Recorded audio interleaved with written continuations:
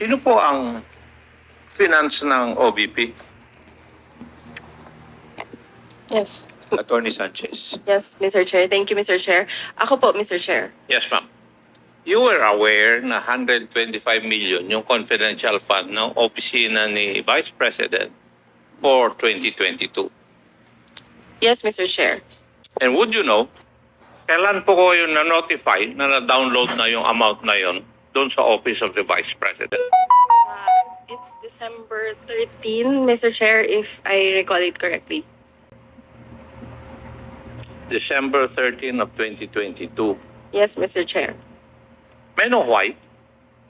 Mr. Chair, the Office of the Vice President requested for additional funding from the DBM, not only for the provision of confidential funds, but also for a supplemental budget for our socio-economic programs. No. So the Vice President requested for confidential fund. Kailan po yun? Sometime in August, Mr. Chair. Tapos nagrantan lang ng December. Yes, Mr. Chair. December 13. Okay. Now, may I ask Land Bank, when was the amount withdrawn?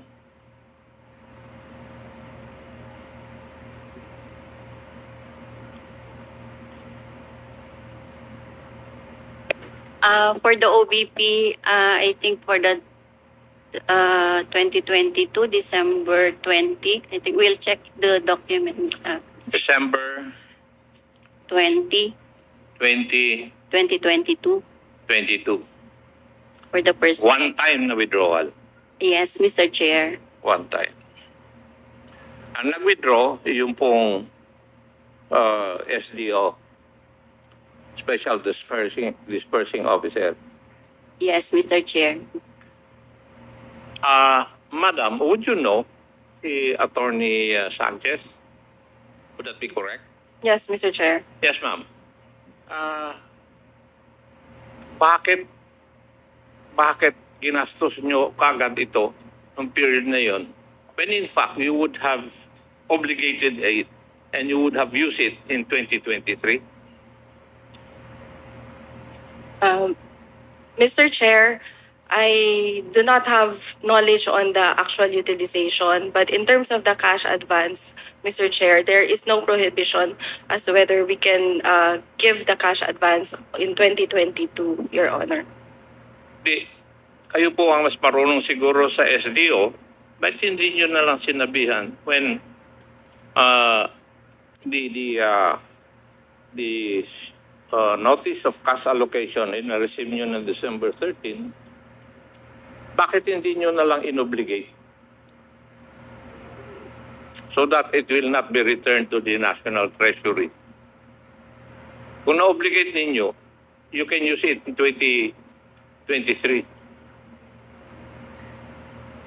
Di po ba, kung titignan nyo yung budget, merong unused appropriations.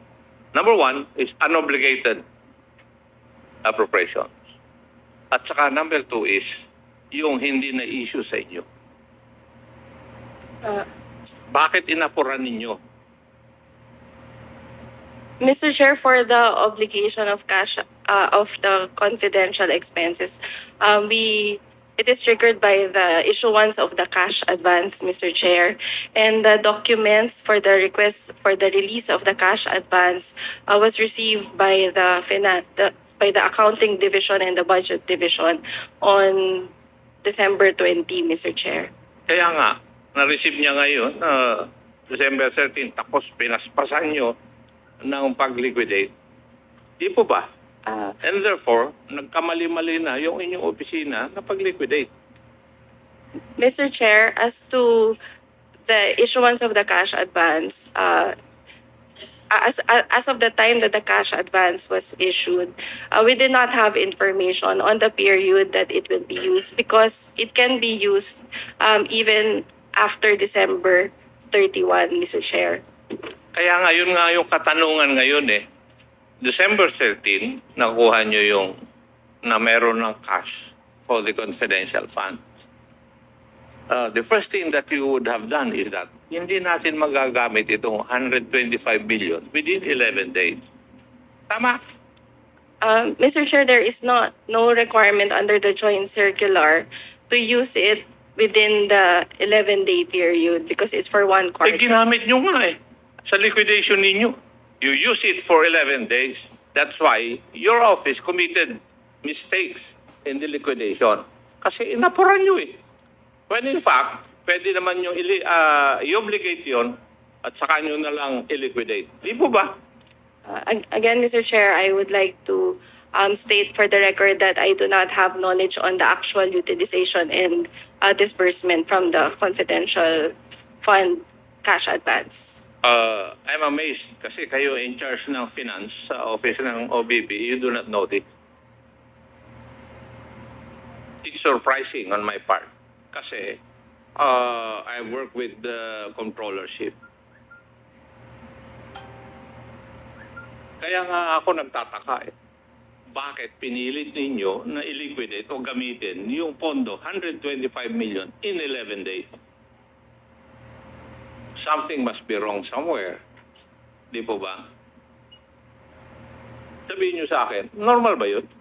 Na 125 million gamitin mo in 11 days? As a finance officer.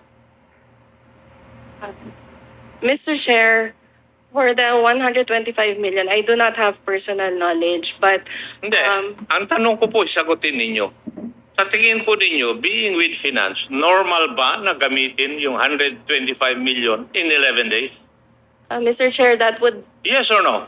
that would depend, Mr. Chair, on the nature of the transactions, Mr. Chair. Are you So- trying to tell me that you could come up with transactions within 11 days, 5 of which are holidays? Mr. Chair, Pakisagot lang po.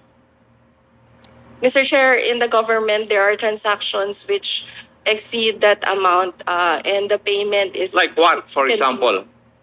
purchases, Mr. Chair, but there may be purchases, Mr. Chair, that exceeds that amount, or payment for other transactions, Mr. Chair, like In the office of the OVP, anong transaction na gano'n?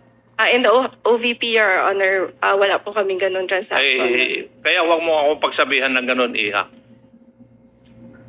Kasi, you're coming up with stories or events na wala kang ebidensya. You're a lawyer, right? Yes, When Mr. you Chair. say something, hihinga kita ng ebidensya. Wala kang may pakita sa akin eh.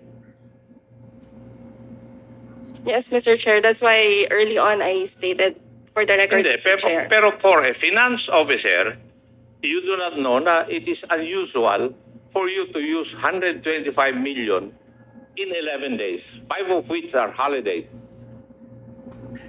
Ako, naging controller ako, alam ko na imposible. Kaya ang ginagawa ng amin ay ino-obligate namin para magamit namin sa next year. At may liquidate namin ng tama. Hindi yung ginawa po ninyo. Diba? Attorney, if you're really well versed sa finance, dapat alam mo yun. Mr. Chair, again, for the confidential expenses and the handling of the confidential fund, cash advance for confidential fund, hindi po ako involved sa process, Mr. Chair. Okay. Thank you. For the confidential fund of DepEd, Land Bank, ito ba yung 3/4 of 37.5 million each? One time din ba na winidraw ito? 3 withdrawals.